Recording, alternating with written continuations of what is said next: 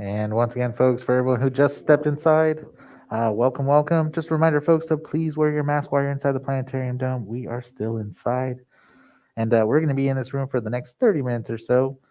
And while we wait, folks, just a heads up, we're going to get started with our planetarium show in about 5 minutes. We'll be getting started soon. But while we wait, we do have some space trivia questions up on the screen. Try to see how many of those questions you can get correct before the show starts. But again, folks, we'll be getting started in about 5 minutes.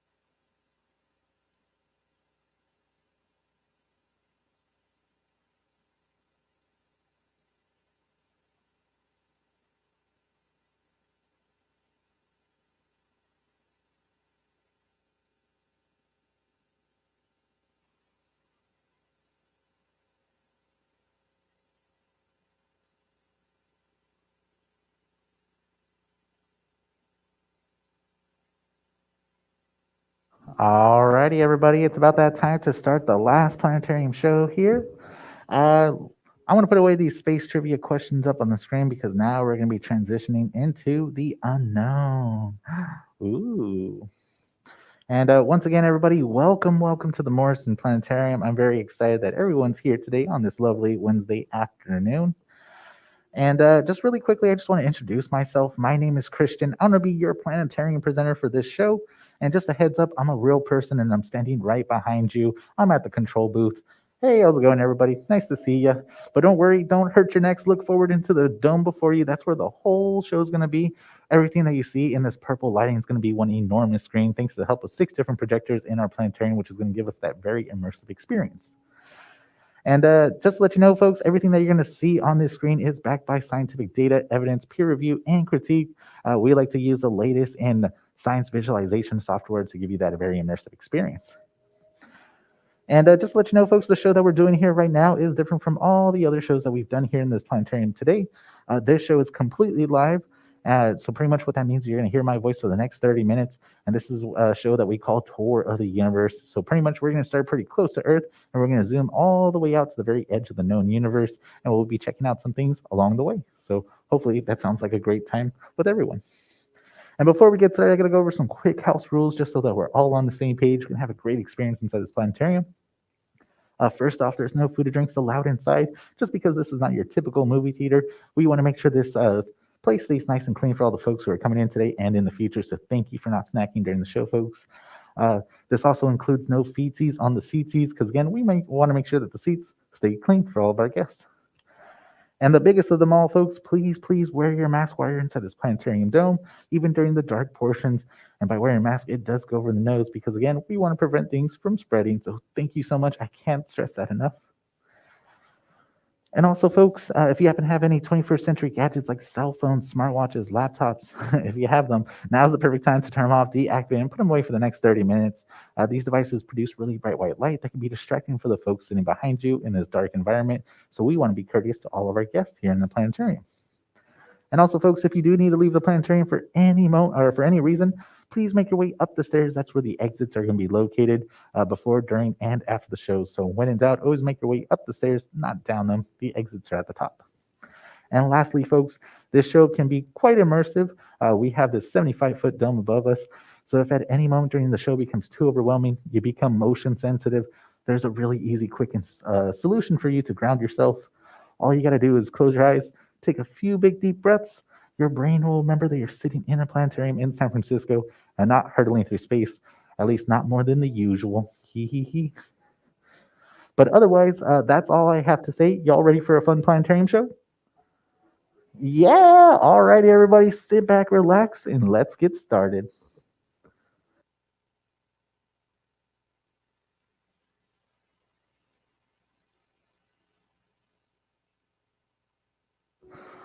Oh, okay. So it looks like we already drifted over to the nighttime of planet Earth. When I first started this show, we were flying in the daytime just above one of the oceans here. But you can still see a remnant or a sliver of our planet Earth. It looks like it's about to head into nighttime. So it looks like sunset time around here, just below us. But folks, we're going to be starting again pretty close to Earth, just above it at this really cool thing called the International Space Station. Now, the International Space Station, we also like to use an abbreviation known as the ISS. And essentially, what this thing that we're looking at is a research facility that's orbiting around planet Earth. And this is between a collaboration between many nations across planet Earth to pretty much figure out what happens to things in space. For example, how does fire, water, or even growing plants in a low gravitational environment, how would they work out here in space? So this is one of the many things that different types of science experiments that they conduct out here at the International Space Station.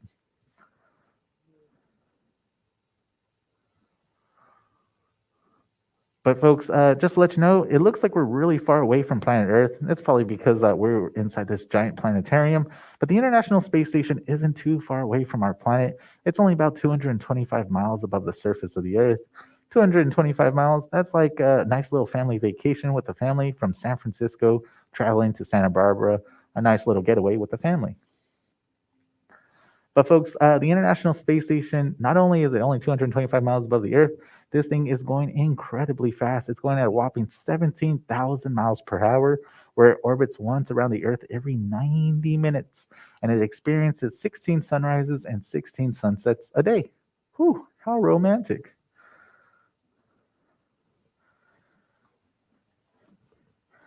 And not only that, folks, this is the biggest thing we humans have ever put into orbit around planet Earth. Now, again, it looks quite enormous on our screen, but this is only about the size of a football field. But it keeps getting bigger every year because they keep adding new compartments to the International Space Station. So it continuously grows. And you can fit about anywhere from 6 to 8 astronauts in here at a given time with some leg room, although they would be living in these modules right in the center of the ISS.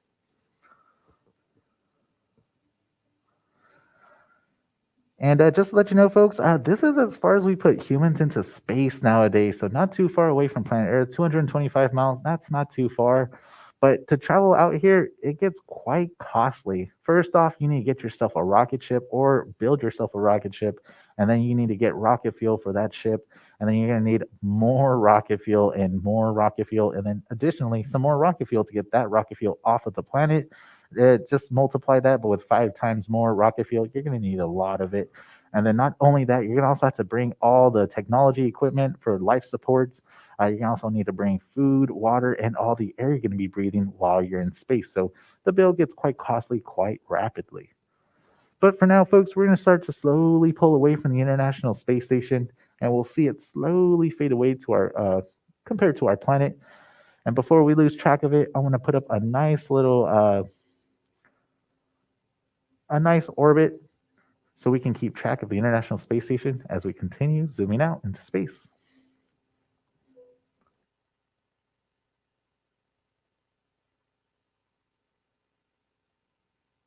Hey, there we go. So yeah, it looks like we are hovering just above the Atlantic Ocean. We can see Europe just down below. We can also see Africa as well. And just to let you know, folks, the program that we're using here right now to fly through the universe is a program called OpenSpace. Now, this is an open source program that where anybody can download it at home. Although, if you do download this, I would highly recommend a very an up-to-date computer with a lot of processing power because this software uses a lot of data points. It's pretty much pulling information from geo satellites that are orbiting from planet Earth. So pretty much the weather that we're seeing right now on our planet Earth, this is what the weather was looking like yesterday around noon. So this thing uses a lot of information. So if you're going to download this, make sure you have a computer with a lot of processing power. But we're going to leave planet Earth for now because we still have a long ways to go to the edge of the known universe. So we're going to be heading over to our nearest natural neighbor to us in space, the moon. Now, I do believe it is a new moon right now, so we're not going to be able to see much of the moon from our perspective. But again, we are in a planetarium, so I have some special abilities. So I want to I want to turn off the nighttime of the moon. And hey, there it is. See, I just love being in a planetarium. You can do so many cool things that you can't do in real life. For example, we can observe the moon this close. But again, we humans have been to the moon before, folks, but that was quite a while ago. This was between 1969 and 1972, thanks to NASA's 6 Apollo missions that brought a total of 12 incredibly lucky guys to walk on the surface of the moon. They got to conduct a lot of science experiments, and they also got to have some fun, like play golf out here as well. But again, folks, that was the only brief presence of humans on another body in our solar system, and that was a little more than 50 years ago, so quite a while. But don't worry, NASA has a new space mission in the works that should be taking off in about a year or two. And this new space mission by NASA is called Artemis. So we had the Apollo missions 50 years ago, and now we're going to have Artemis in the next year, which is pretty funny because Artemis is a sister to Apollo. I feel like someone's behind these clever word plays. I love it. But what's really cool about Artemis is that it's going to be sending the first woman to the moon. Exciting. But not only that, they're also going to be setting up the first lunar base on the moon. Pretty much NASA's goal is to send humans to Mars. But before we send people to Mars, which is about a 6 to 8 month voyage, we need to figure out how exactly we're going to be living on a pretty much a celestial body. So Instead of sending them all the way over there, the moon is a much closer place that we can figure this out. So only about a 3 days trip on a rocket ship. So, how exactly are humans going to live out here? What kind of buildings will they be living in? Will they have to be wearing spacesuits all the time? So these are the kind of things that they need to figure out if we want to live on the moon or on another body in our solar system. So again, look out for any news about Artemis in the coming years. I'm very excited to see what happens. But folks, when we look up at the moon here on Earth, it almost feels like you can reach out your arms and touch the moon. It feels so close, especially when the moon's close to the horizon of our planet. But the moon's actually quite far away from us. It's about 240,000 miles away from the Earth. 240,000 miles, that's about a quarter of a million miles. Whew, that is really far away. But folks, some of the folks in this planetarium may have a car with that many miles on it, and if you take better care of your car than I do, you can even imagine driving to the moon if you drove for 4 months nonstop, going 80 miles per hour.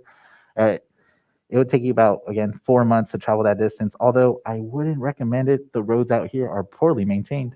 Hee hee hee. But from here on now, folks, we're going to need to use a more useful measuring stick because at this scale, using miles is kind of like using inches to describe the distances between cities. So astronomers instead use a more convenient measurement known as light speed. Now, folks, light travels at a mind-boggling speed of 187,000 miles per second. That's about 300,000 kilometers per second. So while it took the astronauts more than 3 days to reach the moon, traveling faster and farther than any human has done so or since, it only takes light 1.5 seconds to cross that distance at the speed of light. So let's say you had a friend on Earth and they shined a laser at you on the moon, it would only take 1.5 seconds for that laser to reach you. That is pretty fast, really fast, in fact. But for now, folks, we're going to leave our moon behind. So everybody say bye-bye, moon. We'll see you later. And now we're going to take a great leap into a realm of our own solar system, folks, because now we're going to watch the moon and the Earth as they slowly recede. And again, I want to put up our planet trails so we can spot them because out here, these objects pretty much disappear in the vastness of the distances in space. Now, folks, on our journey, we're going to be traveling much faster than the speed of light because now we're going to be traveling at the speed of the human imagination, thanks to the help of computer models like OpenSpace, showing us the most accurate images and information available to us. And now we can see the nearest star to us come into view, the sun, which is about 93 million miles away from the Earth. Whew, 93 million miles away, that is really far. But in terms of light speed, that's only about 8.5 minutes at the speed of light. Now, that's a really cool concept to keep in mind, folks, because let's say we're focusing on the sun, which we are right now. The sun emits sunlight, which takes about 8.5 minutes at the speed of light to travel that distance to reach the Earth, and then we get a nice sunny day. But let's say the sun was to turn off all of a sudden. Well, we wouldn't know about it here on Earth for about 8.5 minutes because it would take that sunlight to take that long to travel that distance, and then all of a sudden on Earth it would become nighttime. Now, this is cool because this also works for really far away distances out in space. For example, here on Earth, let's say we're looking at a star that's 10 light years away, but it took that long. It takes 10 years for that light to reach us here on Earth. So we're looking at that star as it looked like 10 years ago in the past. Pretty cool. It's kind of like when you're looking out into very far distances in space, it's kind of like you're looking back in time. But now that we have a nice bird's eye view of our solar system, let's name the planets in it, shall we? So right in the middle, we have our sun, the biggest thing in our solar system, and then the closest planet to the sun, we have Mercury, then we have Venus, then Earth, and Mars. These are the rocky terrestrial planets. These are places we can actually land a spacecraft on, although some of them I wouldn't want to send a spacecraft because the temperatures there are quite extreme. And then beyond Mars, we have this really cool thing known as the main asteroid belt. So let me bring up these asteroids. We're going to highlight all the asteroids in the asteroid belt. And here they are. Now, one common misconception about the asteroid belt, folks, is that in cartoons and movies, you tend to see people try to send spacecrafts through the asteroid belts and then you would have to dodge and weave. Well, again, this is a common misconception. If you were to actually send a spacecraft through the asteroid belt, there's about a 1 in a billion chance of your spacecraft getting hit by this asteroid, just because out here there's just so much space. It's really easy just to fly right through the asteroid field. So it's not like in the movies or cartoons, unfortunately. But beyond the asteroid belt, we have the really big planets. We have the gas giants. We've got Jupiter, Saturn. So these are the big gas Jovians. And then beyond them, we have the icy giants. We have Uranus, the funny one, and Neptune. And of course, we can also add the planetary trail of Pluto. So we're just bringing Pluto into the mix right now. We have Pluto at the very top of the screen, this nice light blue. And just to let you know, folks, Pluto is no longer considered a planet. It's now considered a dwarf planet as the year 2006. I know, Oz, but there's a really good reason to it. We humans here on Earth got really good about learning about the outer parts of our solar system, specifically the region beyond the orbit of Neptune, so everything beyond here. And pretty much what we found is that there's a lot of objects out here that's pretty much orbiting alongside Pluto in a region called the Kuiper Belts. And you're probably wondering to yourself, what's the Kuiper Belt? I've never heard of that. Well, folks, this is the Kuiper Belt. Woo, that is a whole lot to look at. So again, in 2006, we learned that there was a lot of objects out here, there was about 400 objects out here, and some of them were way bigger than Pluto, so we couldn't call all this stuff planets. So all the astronomers across planet Earth came together, had a great big meeting. They had to figure out what exactly you need to be to be considered a planet. And one of the criteria is that you need to be so big and so massive that you push all the other objects out of your orbital path. And unfortunately for Pluto, it doesn't really do that. And not only that, it also orbits around its own moon. So this is one of the reasons why Pluto got kicked out of the Planet Club and is now considered a dwarf planet. But don't worry, folks. Pluto's not the only dwarf planet out here. We've got quite a few. We've got Mach, Haumea, and we also have Ceres in the main asteroid belt, a little bit closer to us. So it's kind of like Pluto said, hey, you kicked me out of the planet club. I'm going to start my own club, the dwarf planets. But I'm going to put away the Kuiper Belt because that's a whole lot to look at.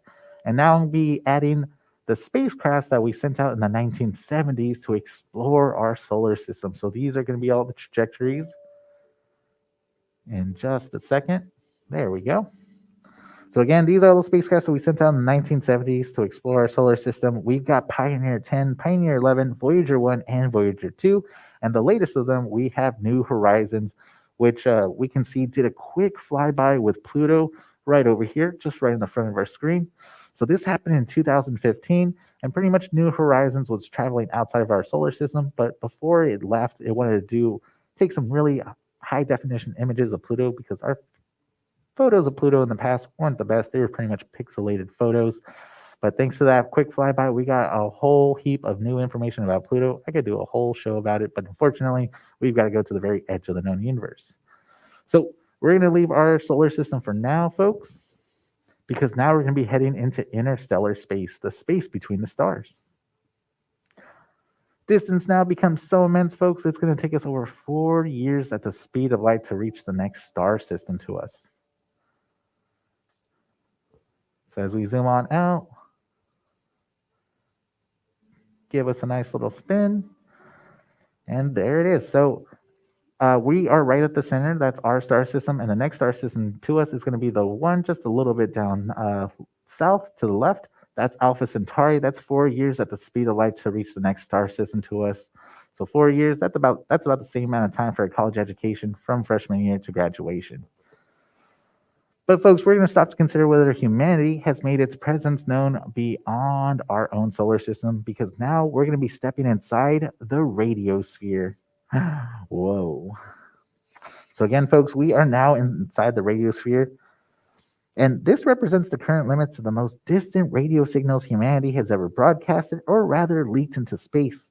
And it extends about 90 light years in all directions, emitting out from the Earth. So all the way across, that's about 180 light years. Now, this first began in the early 1930s with strong radio waves, early television, and radar signal, and then later the detonation of atomic weapons. Now, all these things are emitting electromagnetic radiation strong enough to escape the Earth's ionosphere. Now, humans were broadcasting well before that, but the earliest radio was not quite powerful enough to escape the Earth.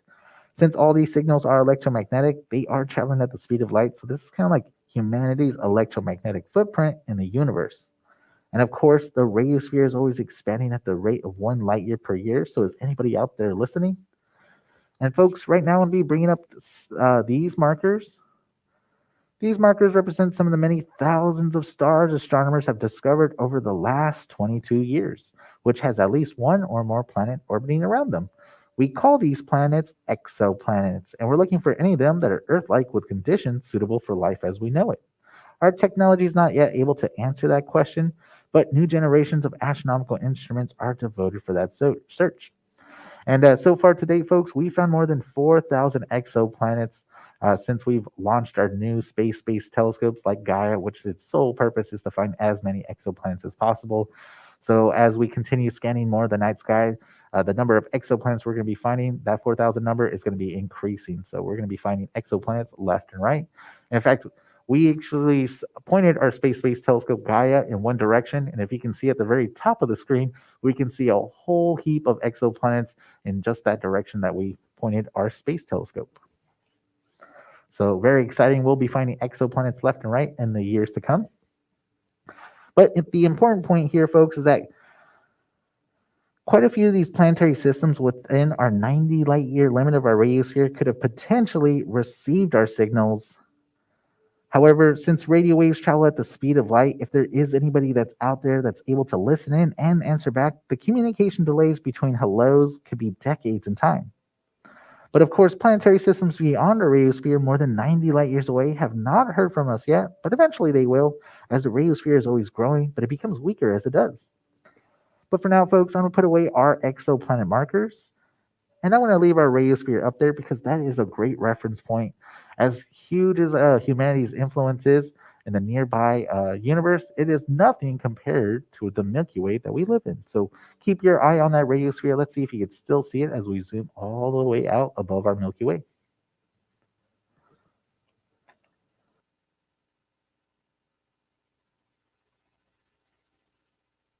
All right, can anybody see their house from here? He he he. But now, folks, we are looking down at our Milky Way galaxy. And just to give you an idea, our Milky Way galaxy is incredibly large. If you wanted to cross from one side to the other, it's going to take you about 130,000 years at the speed of light. Now, that is a very long road trip. Hopefully, you pack some snacks. But not only that, our Milky Way galaxy is so huge, we estimate that there's at least 300 billion stars in our galaxy alone. If our recent discovery of so many exoplanets just within our small neighborhood within this vast star city is any indication, there could be billions of planets and potentially millions of Earth like planets throughout our single galaxy. And before we leave our Milky Way, I do want to stress the shape of it. As we look at the Milky Way galaxy from a sideways perspective, you're going to notice that we live in a flat spiral disk. Now, this is going to come important later on the show because when we humans want to learn about the universe, it's so much easier for us to point our telescopes and equipment galactically north and galactically south instead of looking through the plane of our Milky Way galaxy, which has planets, stars, gas, nebula, which obscures our view of the universe. So just keep that in mind, folks. We live in a nice flat spiral disk, and we like to point our equipment galactically north and galactically south instead of looking toward the plane of the Milky Way. But folks, the Milky Way galaxy is only one of many of hundreds of billions of galaxies that comprise the known universe. So now in this giant leap, we're now going to see a view where each point of light represents not a star, but rather the location of an individual galaxy. Each galaxy containing hundreds of billions, perhaps even trillions of stars. Now, we live in a local galaxy group which contains about 30 galaxies, large and small. It also includes the nearest large spiral to us, the Andromeda Galaxy, only 2 million light years away, just next door, and we're heading right for it. We're going to get to know it pretty intimately in about 5 billion years, so mark your calendars. And folks, as we continue to zoom out, you're going to start to notice that galaxies are not evenly distributed throughout space. Instead, galaxies like to clump together in large groups and clusters. In fact, we can see a nice cluster right over here. This is the Virgo cluster, and we can see quite a few clusters all around us as we take a nice spin around. But you're also going to notice that there's also great regions or voids that have very few galaxies, where you don't see any galaxies in those regions. Just keep that in mind. The universe is not evenly distributed. Galaxies like to hang out in groups and like to stay away and leave empty voids. That'll come important in just a little bit as well. But folks, we've zoomed so far out that we are now looking at a picture that represents the 30,000 closest galaxies to us in a space over 300 million light years across. Whew. We've got to give thanks to a very amazing astronomer by the name of Dr. Brent Tolley, who worked at the University of Hawaii, who compiled this amazing galactic map that we're able to fly through in this planetarium dome today. He also got help from dozens of other astronomers working with him over decades of time, and they even color coded the densest regions of galaxies in orange that we can see here in our planetarium dome. But folks, we still must continue on. And now we have automated systems that are mapping even the most distant galaxies. So now we're about to see the large scale structure of the universe.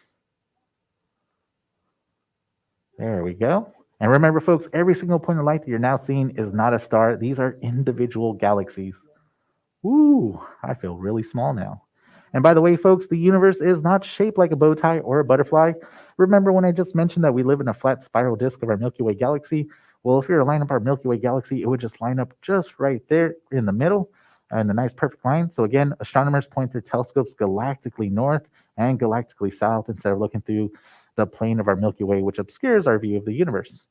But astronomers still wanted to make sure that there was galaxies through the plane of our Milky Way. So we have this nice little purple survey.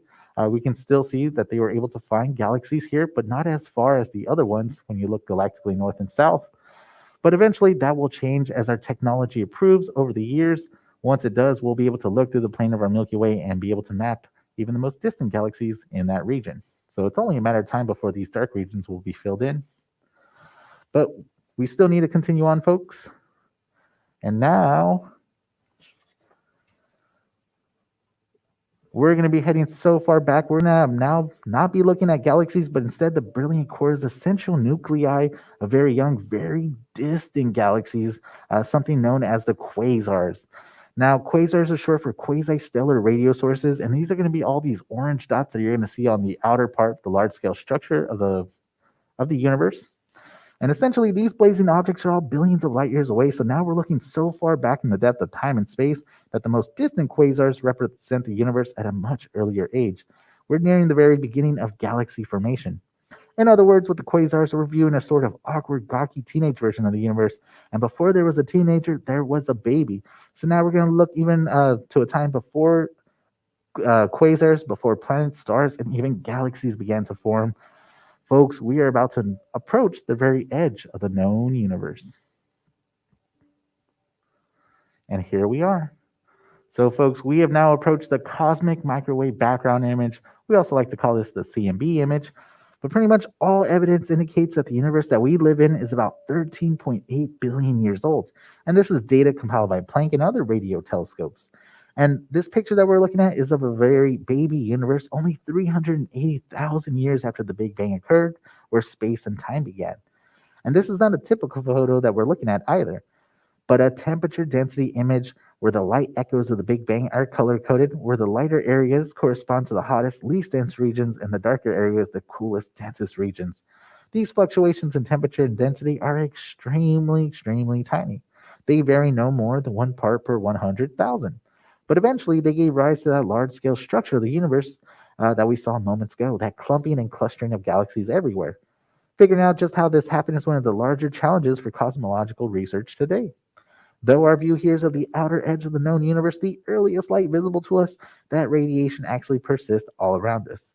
It permeates the universe, stretching and cooling as the universe expands over billions of years of time. But folks, we've traveled as far back as the law of physics can physically allow us, so we only have one direction left to go, back home. So let's find ourselves a nice entry point through all these quasars and galaxies. And before we make our return trip back to planet Earth, I've got to ask y'all to prepare yourself because this could possibly be the worst free-falling dream ever. Hee hee hee. Alrighty, folks, let's begin our return trip back home. And as we do so, we're crossing an expanse of 13 billion light years. We present you with this view of our universe and the latest in cosmological and astronomical information. We're covering eons and observing objects billions of light years apart. Now, we live in a golden age of astronomy with new generations of telescopes and spacecrafts that are extending the reaches of our eyes, preparing for the eventual race between the advancement of technology and the accelerating expansion of the universe. With that thought, I want to remind you all that astronomy is for everyone. You don't need to be a rocket scientist to enjoy the beauties and wonders of our universe. All you need is the night sky, and if you can, get away from the lights of our cities and look up. Even a good pair of binoculars makes for a decent first telescope, and there's astronomy clubs all around the world that invite people just like you to take a look in their telescopes and peer into the great beyond, allowing you to partake in the wonders that our universe has to offer. Now, astronomy as a hobby can offer an endless supply of satisfaction, and I do hope you'll join us, those who dream amongst the stars. But it looks like we are just approaching our Milky Way galaxy, folks, and we're heading straight for that radiosphere, humanity's electromagnetic footprint in the cosmos.